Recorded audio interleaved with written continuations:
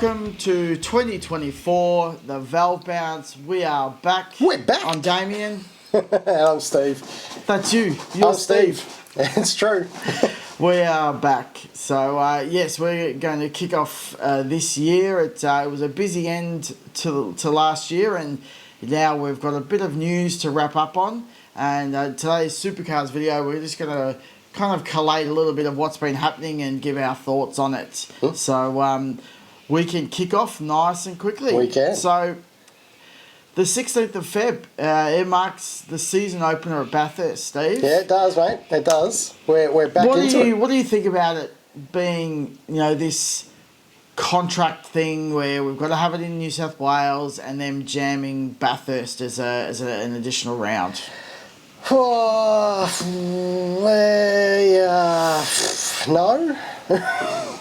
No, well, that was a long, drawn-out no. Look, I don't like Bathurst as the opener, perfectly frank. Yeah. I'm going to piss off people here.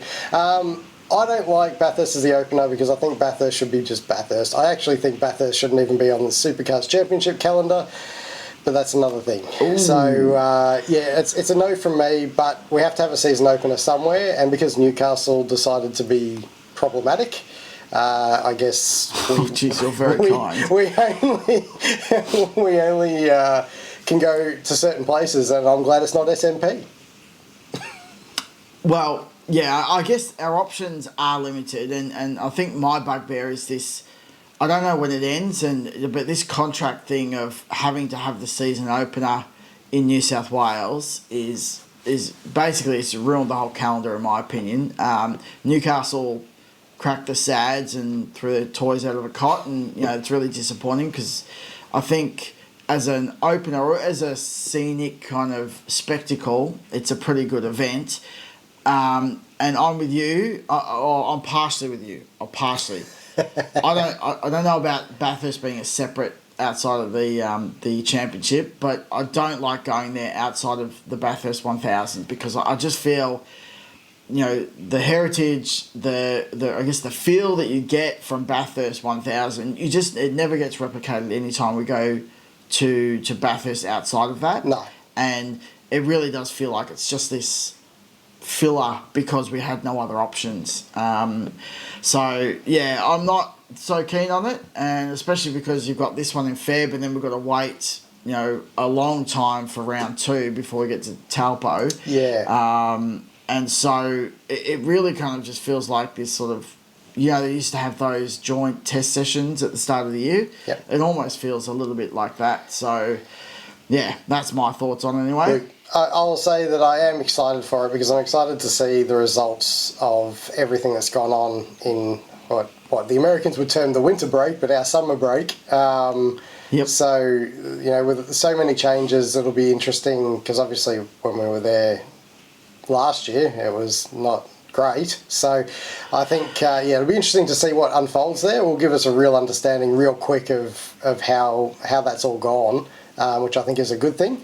In terms of the contract in Sydney, I kind of agree with you. I understand why they've done it, and I think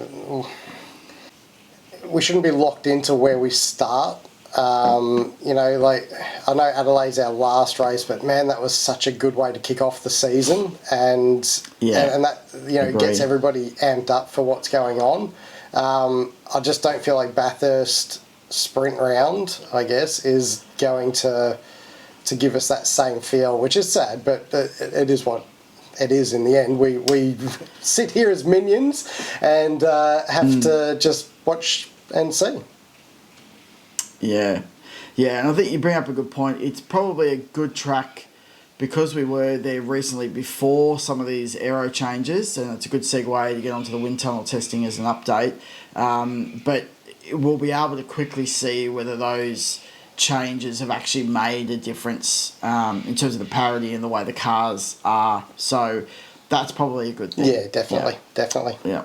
All right, so wind tunnel update, mate. Cosmetics and good but not great communication, I think you want to go with? Yeah, well, I mean, I was really hoping that we would get that opportunity to, for Supercars to really open the doors and show us what was going on, how they're rectifying it. And I think they did a good job. There's a really good sequence of videos they put out, and then there's you can watch the whole thing on YouTube end to end. And I think it was really good.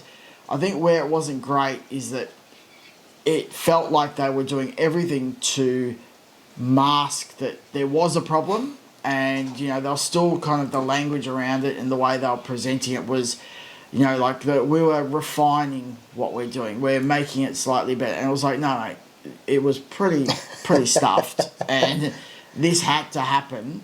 But I guess the outcome is really good.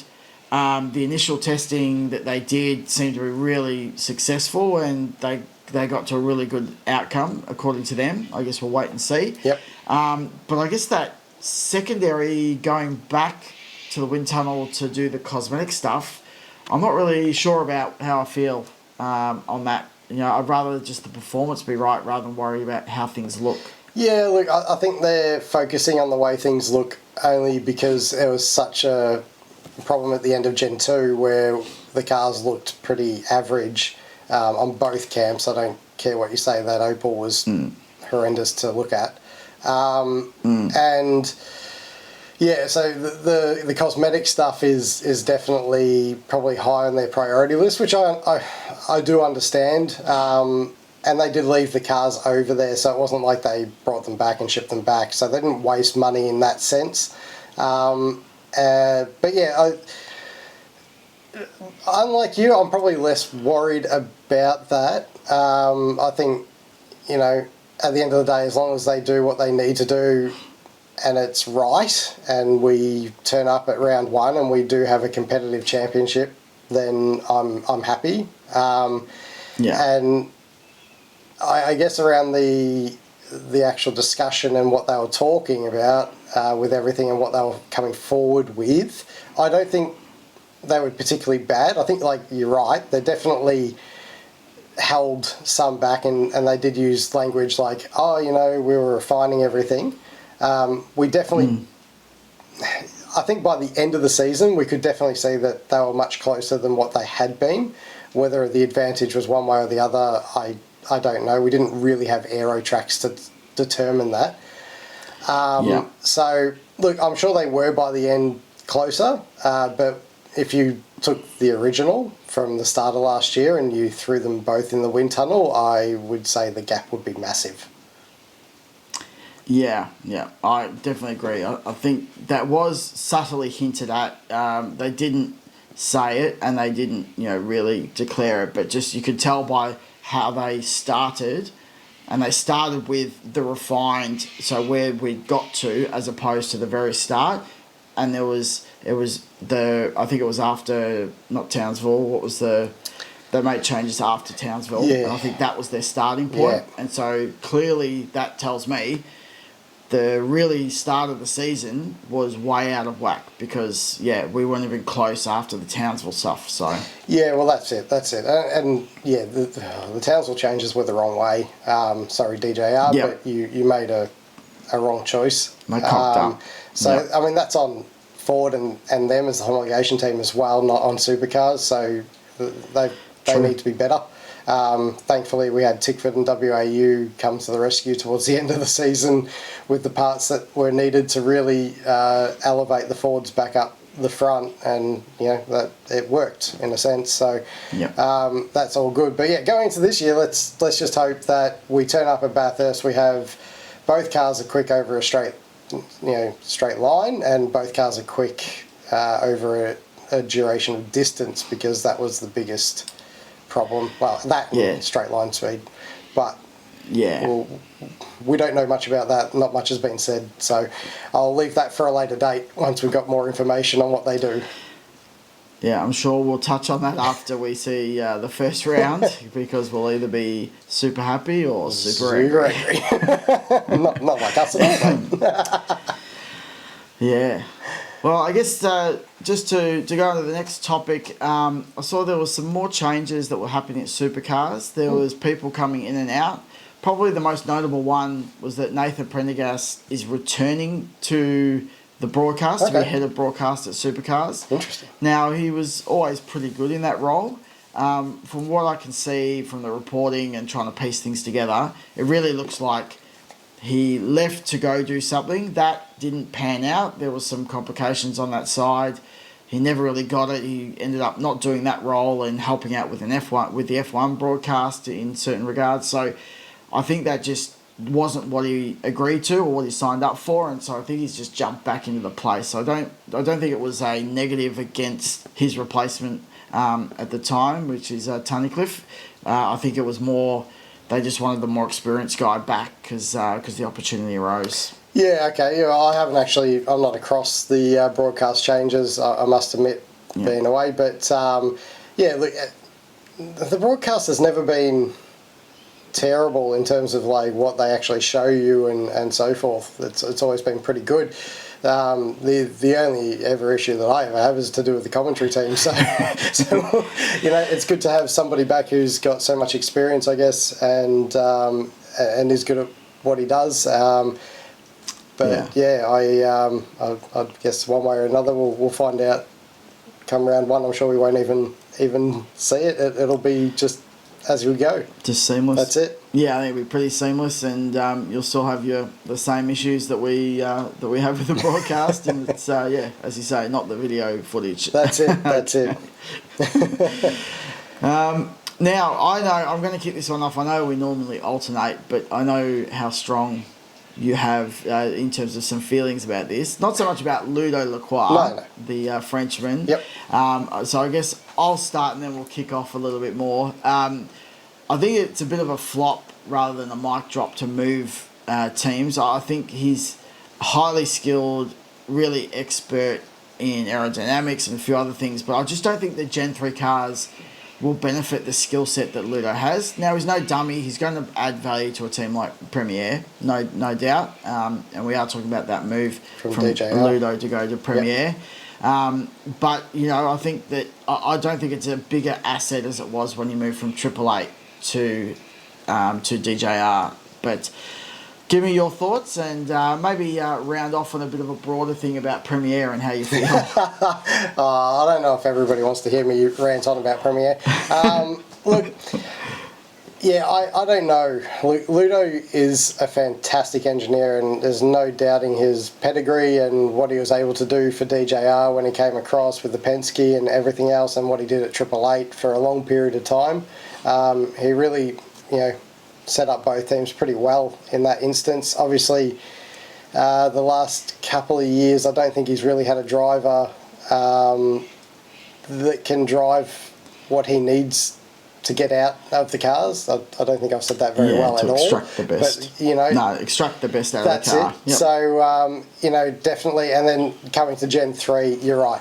These cars, you can't engineer your way out of it. So his skill set is muted a little bit. So in terms of what he'll take to Premier, he'll probably help set up the organisation a bit better and around how they engineer the cars and go about it effectively on a weekend. Yep. And I think that'll be good for them.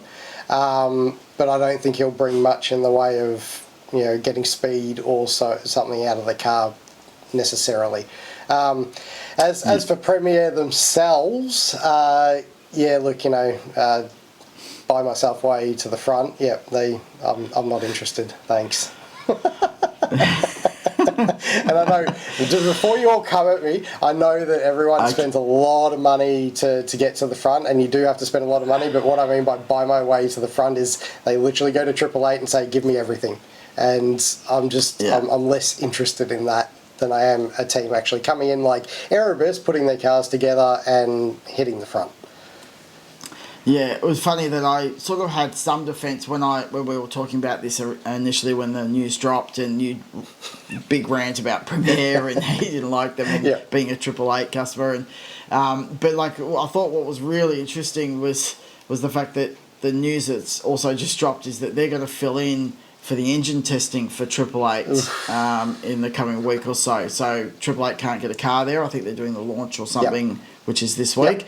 as we film, and Premiere are going to step in. Now, it's not that big of news, I guess, because really the engines, the way they're all sealed, they're all randomly picked, so it's not it's a KRE engine. Yeah.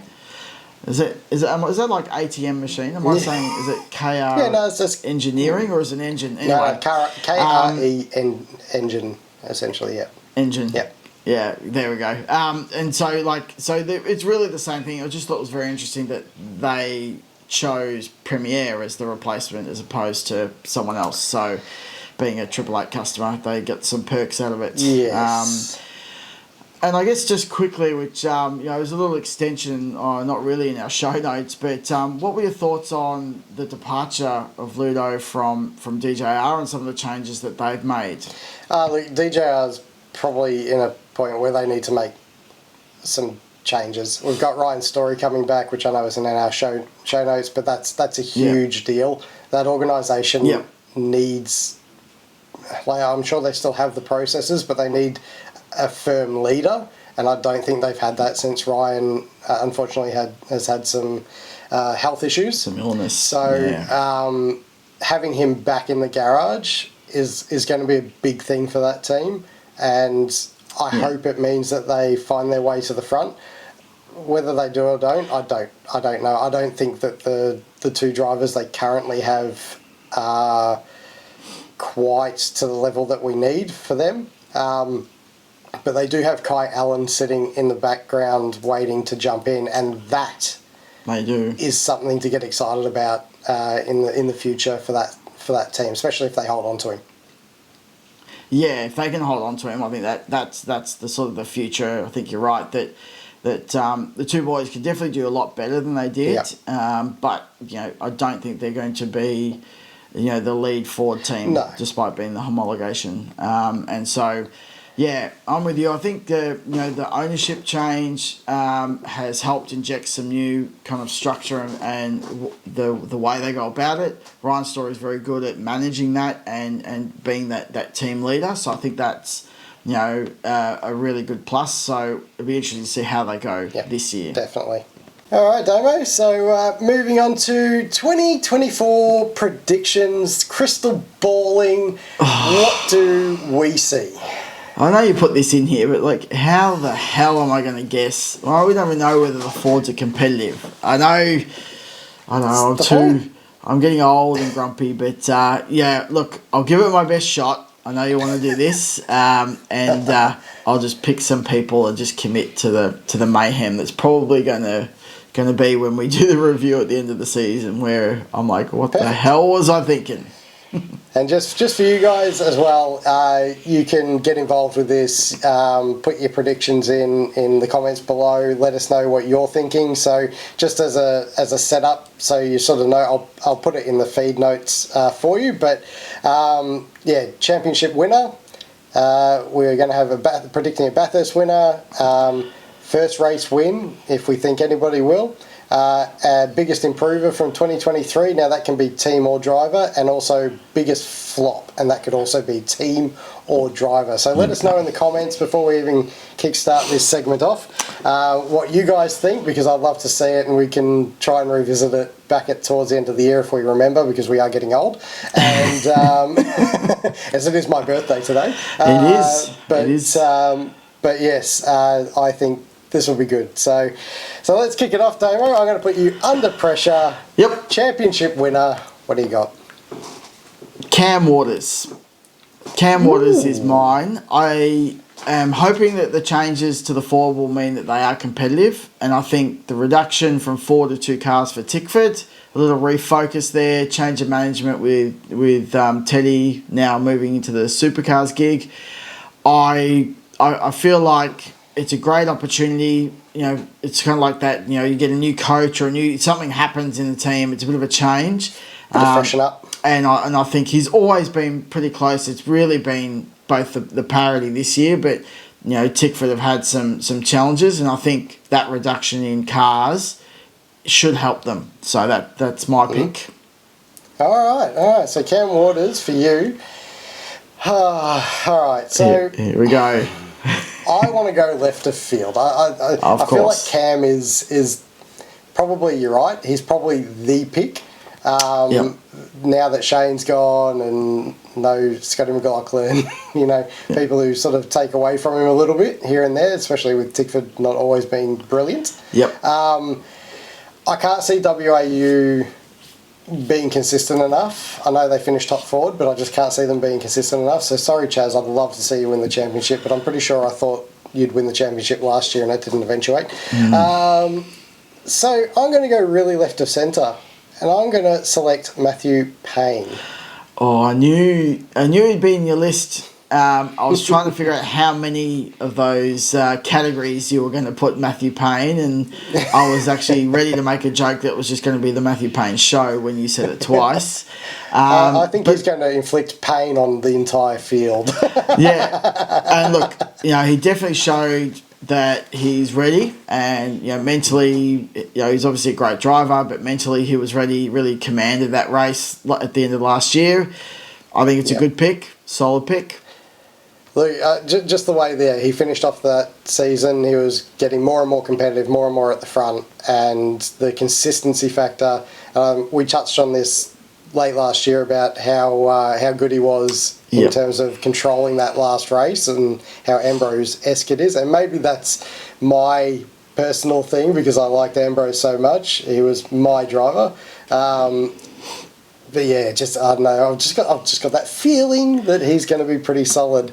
Yeah. So, moving on from championship winners, since we're going Cam Waters and Matthew Payne, it seems an all-Ford affair. Bathurst winner, mate. What are we going? Yeah, I was actually just going to suggest maybe we should pick one from each camp because you're probably going to see a lot of Fords in our selections. My Bathurst winner is, I just think it'll be Chaz. I think the cars will be competitive enough, and I think he steps up at Bathurst for some reason. He's one of those Bathurst kings, and so I think Chaz for the Bathurst win. Okay, I like it. I'm not against it. Of course, no. Yeah, you're probably right. We should probably pick one from both camps, and then we've got a little bit of movement, so we can say, "Oh, see, we were right."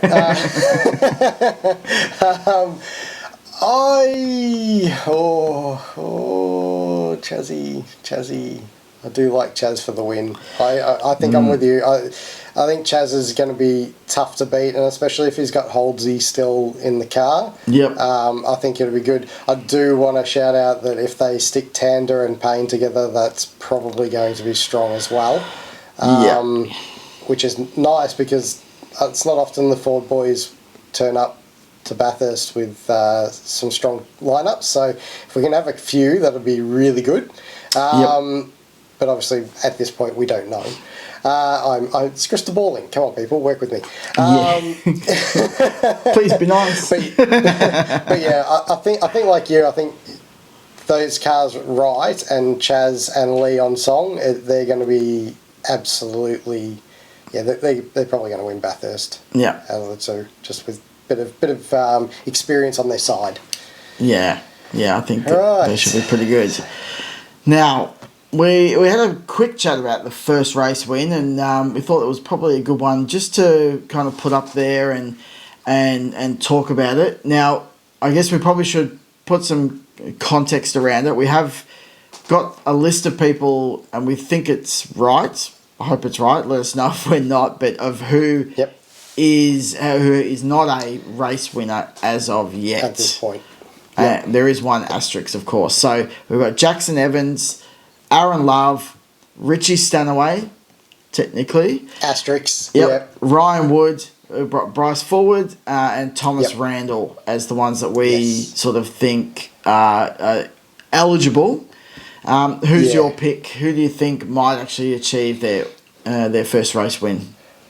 Well, but before they come for us, Richie Stanaway, yes, he has won races, but they are not sprint races in his own car. They are enduros as a backup driver. So that's why we include him in this list. Yep.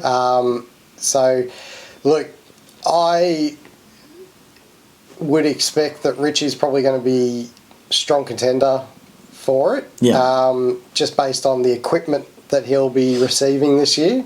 And same with Thomas Randall. They're probably the two. If I'm going for either one, I think Thomas is probably... I think I'm going to go Randall. Ooh. Yeah, I'm going to go Randall. I think Randall will get a win this year, and I think that, yeah, definitely he'll get his first win, definitely. Yeah, I think his improvement towards the tail end of last year really shows that he's stepping up. He was my pick, but I guess given that you've chosen, I'm happy to take Stanaway because I do think probably both of them will achieve it. With a bit of luck, we can get 2 first-time race winners. I think the other guys being, forwards, obviously with BJR, and I just don't know who's going to get up there. And the other guys are all rookies, so it's it's possible, but very unlikely that they will win. That's I'll take Richie, old Richie, and you can have Randall. And I've got Randall. Look, and I just want to make a quick shout out for the likes of Ryan Wood, who's in the WAU car. Yeah. If that team gets some consistency, that boy is quick. Yeah. He's very quick, especially even over a single lap. So if they give him a car that's not Percat level, that he could quite well find himself near to the front. I don't know if he'll necessarily win, just purely on experience, but he'll find his way to the front for sure. He's definitely the top of the list in terms of the next Smokey that could pull it off. So definitely. Beautiful. All right, so moving on to biggest improver from 2023. So obviously it's 2024 predictions. Yes. What do you reckon, Damien? Who do you think is going to be biggest improver, team or driver? Well, I'm going to choose one from each, as in team and driver. I just thought fair. Probably a good call to do that. Don't feel you have to. And to avoid you having the entire Matthew Payne show, I'm going to choose him. Only because the reason I chose him over Randall was because he finished 14th in the championship last year and Randall finished 13th. So there's definitely just a little bit more of a room for improvement for me. But yeah, I think he's definitely going to be the biggest improver. And I think, you could say the Mustang is going to be the biggest improver because anyone who has a car that is a Mustang has to go better this year if they get the parity right. But no, I think I definitely think just with Matthew Payne as well and then Richie, I think because the start of the year was so poor, they're actually further down than they probably deserve to be. So I think that Grove Racing outfit is the one to watch. Yeah, look, I tend to agree with that. They're definitely the team that I'm going to be watching, obviously. Yep. In terms of who I will pick for biggest improver, it's really hard for Erebus to go anywhere, so they're not going to be the biggest improver. No. They might be the next segment. We'll find out. This is tough.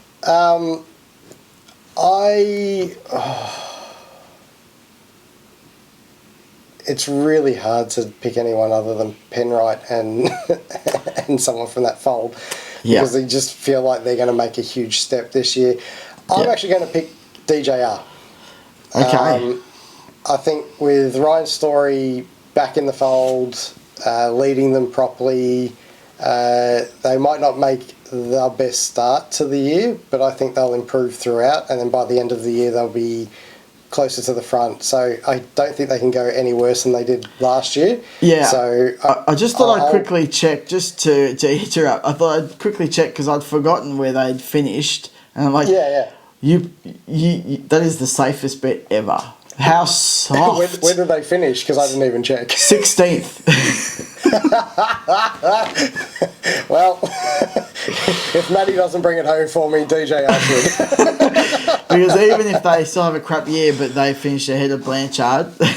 Yeah. Look, I'd also like to shout out in terms of teams, the Blanchard team. So I think they should improve quite a bit with Courtney and young Aaron Love in there. Yeah. So it'll be interesting to see how this all unfolds. But that's probably another one to look at. But to get away from the Mustangs, mate. Yes. Let's go with most improved, and I will say Will Brown. Yeah, because he had a shocker of a second half of last season, and I think that running Triple Eight gear, he should have a much better season. Yeah, I mentioned it last year in pods, but I think, if I was going to pick a Chev, I was about to say Holden, a Chev driver to be most improved or to take out the championship, Will is probably the best contender. Him having to just focus on driving, I think we'll see some real fruit from his labour of his skill set. I think he's going to be quite strong this year. If Triple Eight give him what he needs, he'll definitely be in the top 5 for sure. So definitely, and I don't think there's any likelihood that Triple Eight will give him anything other than the best, unfortunately for us. Yes, indeed. All right, so last one. Oh, what do you reckon, Damo? Biggest flop for 2024, team or driver? Yeah, now, it's an interesting one.